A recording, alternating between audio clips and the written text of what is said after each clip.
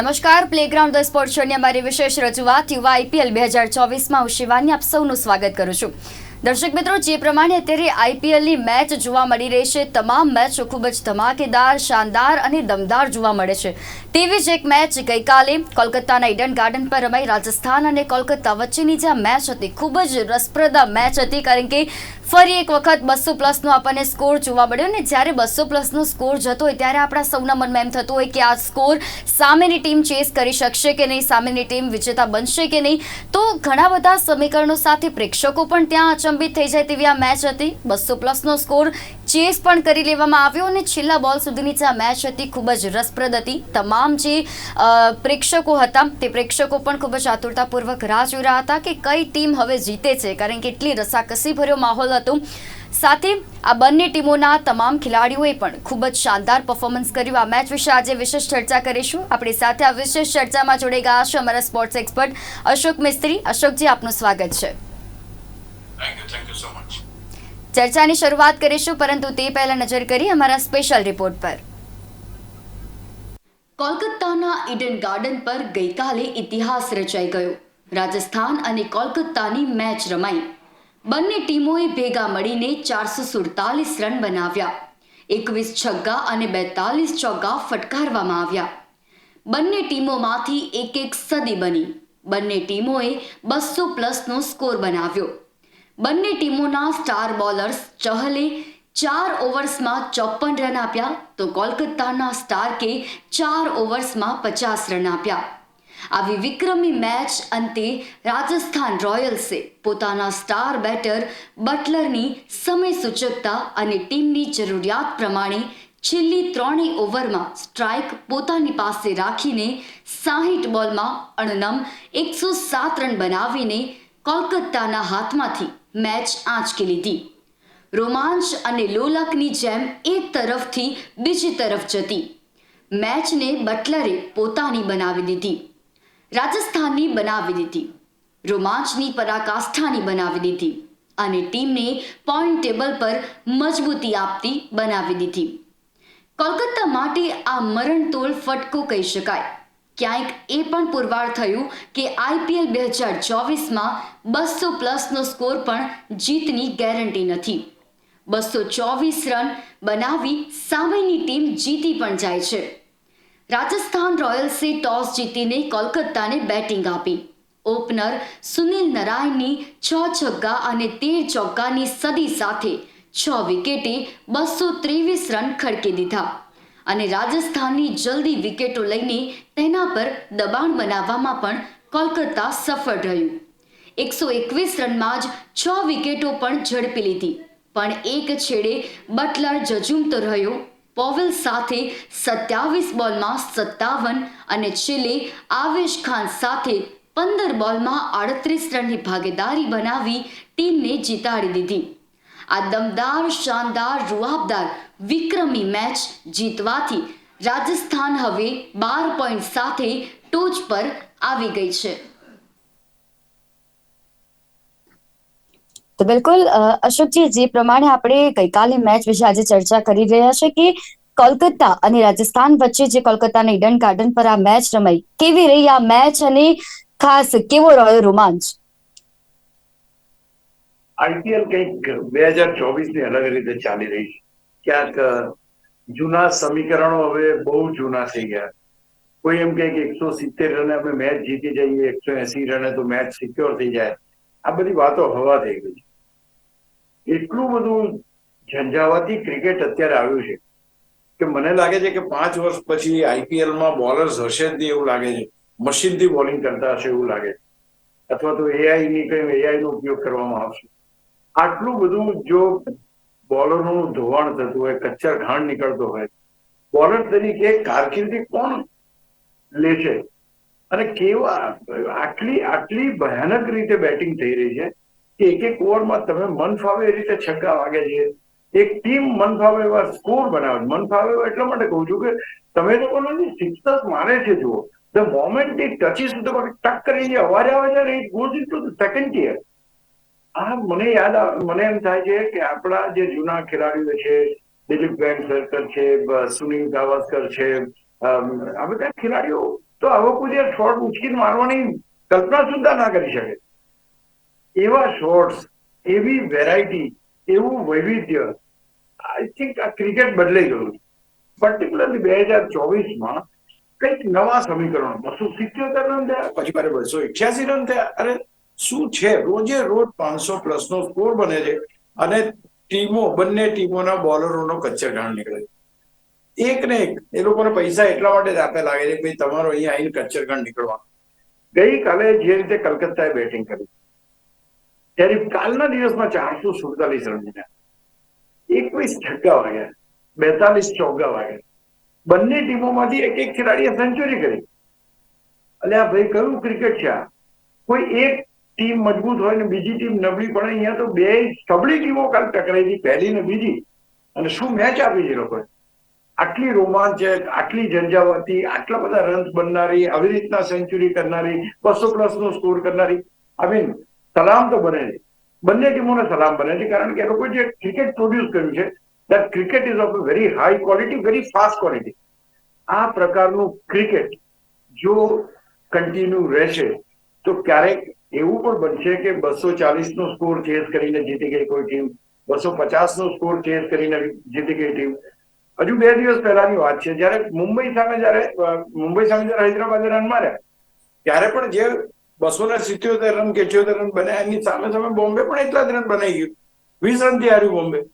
તો કહેવાનું તાત્પર્ય કે હવે દિલ્હી દૂર નથી, કે નજીકમાં આ મેચ જોઉં તમે, આટલા બધા રન, 223 રન બનાવ્યા, તોય કોઈ ટીમનું પરિણામ સિક્યોર નથી. અને એ 223 ને બદલે 224 કરીને મેચ જીતી જાય. કેવો ઝંઝાવત, કેવી બેટિંગ! આઈ મીન 2 દિવસનું ક્રિકેટ જોઈને ક્યાંક 2 દિવસમાં 1000 રન્સ હેવ બીન સ્કોર્ડ, માત્ર 2 મેચોમાં. આવું જબરજસ્ત ક્રિકેટ. એટલે ક્યાંક ક્રિકેટ બદલાઈ રહ્યું છે, અને આ બદલાતું ક્રિકેટ એક નવા સમીકરણોને જન્મ આપે છે કે ભાઈ 20 ઓવરમાં આટલા રન પણ થઈ શકે છે. પહેલા જે મિનિમમ લાઇન ઓફ સ્કોરિંગ હતી 170 થી 180 ની હતી, ધેટ હેઝ ગોન ટુ 200. ત્યાંથી હવે 225 સુધી તો પહોંચી ગઈ. હવે એનાથી આગળ જવાની વાત છે, તો 280 નો, 288 ને 277 નો સ્કોર બની ગયો. તો ક્યાં જઈ રહ્યું છે આ ક્રિકેટ? એટલે જેને કહેવાય કે જે શરૂઆતમાં રમતા હતા એ ખેલાડીઓ તમે જુઓ, અને જે અત્યારે રમે છે ખેલાડીઓ, ભલે એમની લાઈફ બહુ શોર્ટ છે, એ દે આર નોટ વેરી એટલું બધું લાંબુ નથી રમતા, પણ જેટલું પણ ક્રિકેટ રમે છે, ક્રિકેટમાં ક્યાંક ઝંઝાવત અથવા તો છગ્ગા ચોગ્ગા સિવાય કંઈ જોવા મળતું નથી. એટલે it is turning out to be the one sided entertainment match, એવું કહી શકાય કે ભાઈ તમને બેટિંગ જ જોવાની છે, એમ બોલિંગ જોવાની નથી. તમે ગમે તેટલા સારા કારીગરો, તમે સ્ટાર્કની વાત કરો, કાલે સ્ટાર્ક જેવો માણસ, એને પડી જ 50 રન એને આપી દીધા. એટલે કહેવાનું તાત્પર્ય એ છે કે કોની બોલિંગ સારી કેવી. બોલ્ટને રન પડ્યા, પછી ચહલને 50 રન ચહલે આપી દીધા, 45-50. તો ક્યાંક કોઈ પણ સારા બોલર્સની ધોલાઈ થાય, એનું નામ IPL, એવું હવે ક્યાંક 2 દિવસના પરિણામો પરથી ફલિત થાય છે. જી જી બિલકુલ. અને બંને ટીમો જોરદાર રમી. અશોકજી, કેવા વિક્રમો રહ્યા, અને ખાસ કેવી રહી બેટિંગ અને બોલિંગ? વિક્રમોની મેં વાત હમણાં કરી તમને કે આ પર્ટિક્યુલર જે ટુર્નામેન્ટ ચાલી છે, એમાં હમણાં સૌથી વધારે રનનો વિક્રમ 277 287 નો એમણે તોડીને 9 બનાવ્યા. અહીં આગળ તમે જુઓ કેવું જબરજસ્ત બન્યું. એક તો કલકત્તાના મેદાન ઉપર જ્યાં આટલો બધો સ્કોર નથી થતો, ત્યાં મોટો સ્કોર જોવા મળ્યો. તમને આટલો જબરજસ્ત 449 રન, 449 રન જોવા મળ્યા, આટલા છગ્ગા જોવા મળ્યા, આટલા ચોગ્ગા જોવા મળ્યા. અને સૌથી મહત્વની વાત એ છે કે નારાયણે 56 બોલમાં સેન્ચુરી ફટકારી, 109 રન બનાવ્યા. પણ જે સેન્ચુરી બનાવી બટલરે, એનું વેટેજ જબરજસ્ત રહ્યું. 60 બોલમાં 107 રન એને કર્યા. પેલો પણ ઓપનિંગ બેટ્સમેન હતો, આ પણ ઓપનિંગ બેટ્સમેન હતો. નારાયણ તો આઉટ થઈ ગયો, પણ આ આઉટ પણ ના થયો, છેક સુધી નોટ આઉટ રહ્યો, ટીમને જીતાડી, અલગ અલગ પાર્ટનરશિપ કરી. એટલી વિચક્ષણ બુદ્ધિ, અથવા તો જે ક્રિકેટિંગ સેન્સ જે બટલરની છે, સલ્યુટ કરવાનું મન થાય છે. એને ખબર હતી કે આ છેલ્લી 3 ઓવરમાં મારે આટલા બધા સ્કોર કરવાનો છે, એટલે બેટિંગમાં પોતે ઉભો રહે એ જરૂરી છે. એટલે 3 ઓવર સુધી તેને સ્ટ્રાઇક જાળવી રાખ્યો. 3 ઓવર્સ એ કોઈ પણ રીતે મેનેજ કરીને લઈને પાછો સ્ટ્રાઇક ઉપર આવી જાય. અને the way he has played, I mean આનું નામ કહેવાય કમિટમેન્ટ. ક્યારે મેચ છોડવી નથી. એક તબક્કો એવો આવ્યો કે હવે આ ટીમ જીતી નહીં શકે કે આટલું 17મી, ત્યાર પછી 17મી ઓવર જે આવી અને એ વખતે બેટ્સમેન આવ્યો પાવેલ. આ 17મી ઓવરમાં પાવેલે એના જ દેશના નારાયણને ધોઈ નાખ્યો અને એ જે ધોઈ નાખ્યો એની અંદર આખી મેચ પલટાઈ ગઈ અને ત્યાર પછી એ તો ભલે આઉટ થઈ ગયો છેલ્લા બોલે, પણ એને રન્સ એવી રીતના લાવી દીધા કે જે એચીવ થઈ શકે. તો તમે જુઓ, કેલ્ક્યુલેટિવ મેચ હતી કાલની. સારામાં સારું ક્રિકેટ બંને ટીમોએ પ્રોડ્યુસ કર્યું અને છતાં એક ટીમ તો ખેર જીતવાની હતી, એક હારવાની હતી, એટલે એ પ્રમાણે પરિણામ આવ્યું. લગભગ 16 ઓવર સુધી KKR નો કેમ્પ એકદમ ખુશ હતો. ગૌતમ ગંભીર હસી વાતો કરતા, બધું એવરીથિંગ વોઝ સેટ, કારણ કે મોટા ભાગની વિકેટો તો પડી ગઈ હતી. પણ ત્યાર પછી બાજી એવી પલટાઈ ગઈ કે આ લોકોના ફેસ ઉપરથી હાસ્ય તો જતું રહ્યું, પણ એમ લાગ્યું કે આ શું થઈ ગયું. જ્યારે કેપ્ટનને પૂછવામાં આવ્યું શ્રેયસ આયરને તો કે આમાં હું શું કહું કે મારા હાથમાંથી જતું રહ્યું બધું. સો હી વોઝ સો કે what can I tell about this match કે છે અને શું આમાં કે અમે ઘણું બધું વિચારીશું ને હું આમ કરીશું, અમે આમ કરીશું. Means he was also turn કે હાથમાં આવેલી મેચ હાથમાંથી નીકળી ગઈ અને હાથમાં આવેલી મેચ બટલર ખેંચી ગયો.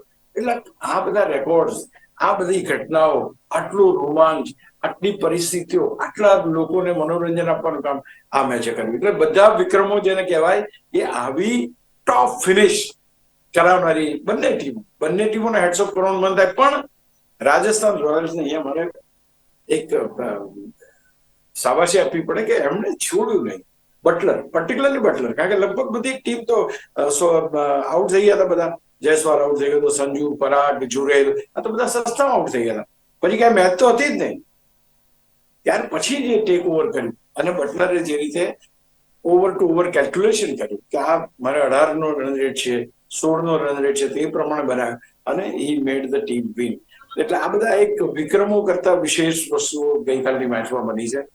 એક તો પહેલી વાત કે છે પહેલેથી છેલ્લે સુધી હરદમ રહ્યો બટલર, 3 પાર્ટનરશિપ બનાવી, એ પ્રમાણે સામે પણ એવી સારી બેટિંગ થઈ નારાયણની. But unfortunately Rajasthan was the champion. જી બિલકુલ. અને અશોકજી, જે પ્રમાણે આપણે વાત કરીએ એમ કે બટલરે જે પ્રમાણે ગઈકાલે બેટિંગ કરી, હવે સાથે સુનિલ નારાયણ અને બટલરની વાત કરીએ તો બટલરની આ બંનેની સદીઓ જોવા મળી. શું સામાન્ય અને શું વિરોધાભાસ? સમાન એવી વસ્તુ હતી કે બંને સદી મારી. બીજી સમાનમાં એ હતી કે બંને ઓપનિંગ બેટ્સમેન તરીકે સેન્ચુરી મારી. વિરોધાભાસ એ કહેવાય કે સેન્ચુરી માર્યા પછી નારાયણ આઉટ થઈ ગયો, આનંદમ રહ્યો. બીજી ખાસ વાત વિરોધાભાસ એ કહેવાય કે એને તે વખતે કોઈ પણ જાતના દબાણ વિના રમવાનું હતું. એ લોકો પ્રથમ બેટિંગ કરતા રમી રહ્યા હતા, એટલે કોઈ દબાણ નહોતું અને એ દબાણમાં એને સેન્ચુરી મારી. વિરોધાભાસ એ હતો કે અહીંયા સંપૂર્ણ દબાણ હતું, કારણ કે લગભગ 6 વિકેટો તો 100 રનમાં પડી ગઈ હતી. ત્યાર પછી મેચને કઈ રીતે કેરી કરવી, એ ભયંકર દબાણને એક્ઝર્ટ કરીને, એ પરિસ્થિતિઓને, એ હોલ્ડિંગ ધ નર્વ્સ એને કહેવામાં આવે, એ હોલ્ડિંગ ધ નર્વ્સ કરીને આખી મેચને બોલ બાય બોલ જીતાડવી. નારાયણ પાસે એવું નહોતું. નારાયણને તો સ્કોર કરીને નીકળી જવાનું. અહીંયા તો એના એ પણ ધ્યાન રાખવાનું કે આ ઓવરમાં આટલા છગ્ગા આવ્યા કે નહીં, આટલા રન બન્યા કે નહીં. તો ક્યાંક આ સૌથી મોટો વિરોધાભાસ. એક ખેલાડીને કોઈ પ્રેશર નહોતું, કોઈ ટેન્શન નહોતું, બીજા ખેલાડીને બોલ ટુ બોલ ટેન્શન લેવાનું હતું અને એ ટેન્શન લઈને ક્યાંક કેલ્ક્યુલેટિવ રીતે રમીને બટલરે જે મેચ જીતાડી, આ સૌથી મોટી સિદ્ધિ એની કહેવાય.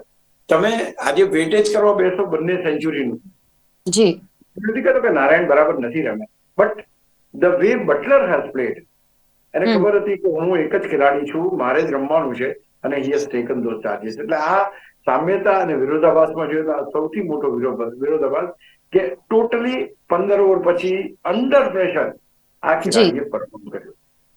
જી બિલકુલ. અને અશોકજી, હવે સમયની મર્યાદા છે, પરંતુ છેલ્લો સવાલ કે જે આ બંને ટીમો હતી, આ બંને ટીમોની કઈ નબળાઈ જોવા મળી અને કયો પ્લસ પોઈન્ટ જોવા મળ્યો?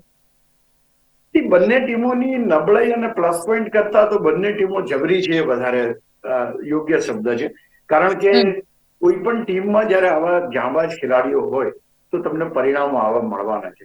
અને એની સાથે સાથે અત્યારે રાજસ્થાન રોયલ્સે જે રીતે પોતાનું સ્થાન પોઈન્ટ ટેબલ પર મજબૂત કર્યું છે. દેટ ઇઝ વેરી ગ્રેટ કે હી હેઝ ગોટ 12 પોઈન્ટ.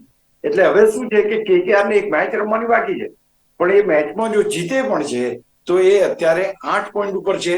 એને 2 પોઈન્ટ મળે તો 10 પોઈન્ટ જ એના થાય છે. 12 પોઈન્ટ ઉપર રાજસ્થાન રોયલ્સે ટોપ સ્લોટ મેળવી લીધો છે એમ કહેવાય. અને હવે જયારે KKR પછી CSK છે, ત્યાર પછી SRH છે. આ 4 ટીમો ટોચની છે. LSG, ગુજરાત અને પંજાબ, LSG અને ગુજરાત 6 પોઈન્ટ ઉપર છે. અને ખાસ કરીને પંજાબ, એમાં મુંબઈ, દિલ્હી અને RCB એ છેલ્લા ક્રમે છે. એટલે જોવાનું, પણ તે છતાંય આજે એક જબરજસ્ત મેચ છે ગુજરાતની. એટલે જોઈએ, ગુજરાત જો આ મેચ જીતે છે તો ગુજરાતના ડેફિનેટલી એના જે 6 પોઈન્ટ છે એ 8 પોઈન્ટ થઈ જશે. જો એના 8 પોઈન્ટ થશે તો એ 5મા ક્રમે પહોંચશે, પ્રોવાઇડેડ આ ટીમ આજે જીતે. જી બિલકુલ અશોકજી, એટલે જોવાનું રહેશે કે ગઈકાલની જે પ્રમાણે આપણે મેચ જોઈ કે ધમાકેદાર 200+ નો સ્કોર બન્યો, ચોગ્ગા છગ્ગાની રમઝટ જોવા મળી ને આગામી જે મેચ રમાશે તે પણ આવી જ રીતે રોમાંચક જોવા મળે. અશોકજી, આપ અમારી સાથે આ વિશેષ ચર્ચામાં જોડાયા તે બદલ આપનો આભાર. Thank you so much. તો પ્લેગ્રાઉન્ડ ધ સ્પોર્ટ શોની અમારી વિશેષ રજૂઆત યુવા IPL 2024માં બહાલ બસ આટલું જ. સાંજે મળીશું 5:30 કલાકે. ત્યાં સુધી રજા આપશો. નમસ્કાર.